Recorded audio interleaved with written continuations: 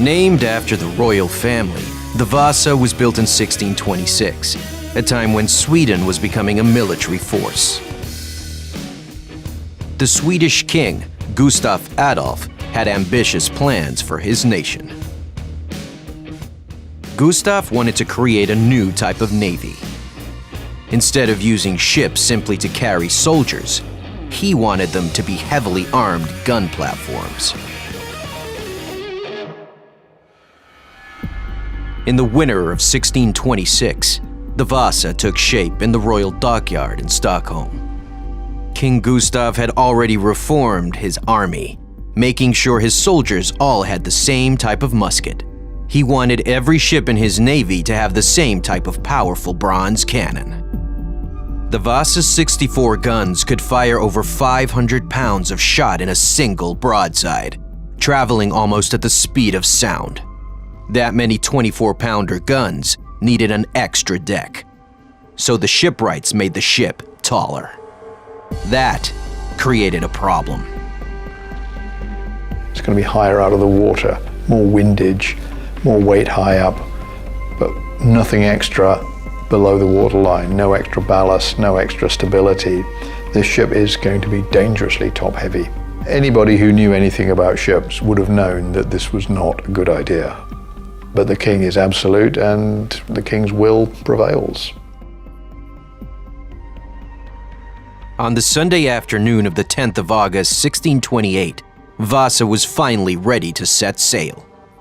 The king was away at war in Prussia, but thousands of his subjects turned out to watch. The Vasa sailed about 1,000 yards, and then the breeze picked up. And when the first gust of wind filled the sails, the ship began to heel to the port side, this side behind me, and it hung there for a minute. It didn't really come back up the way a ship should. Knowledgeable people on board must have realized already that there was something wrong. Everybody else and guests probably just held their breath for a minute or laughed it off.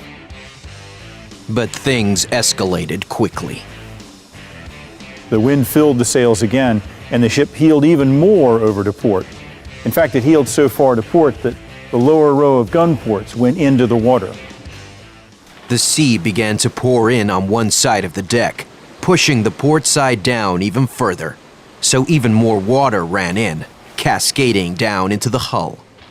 From that moment, the Vasa was lost. The ship simply filled with water and sank like a stone. It was probably gone within 10 minutes. For over 300 years, the mighty combat ship lay at the bottom of Stockholm Harbor, until 1961, when Anders Franzén and his team brought her to the surface. He had great plans for the Vasa. The brilliance of Franzén was he was a great salesman, and he had a vision of what Vasa could become. He saw that Vasa could become the centerpiece of a world-class museum. The ship is now one of Sweden's most popular tourist attractions, a 400-year-old cautionary tale. So we have the world's most unsuccessful 17th century warship on display as an example of what not to do in future.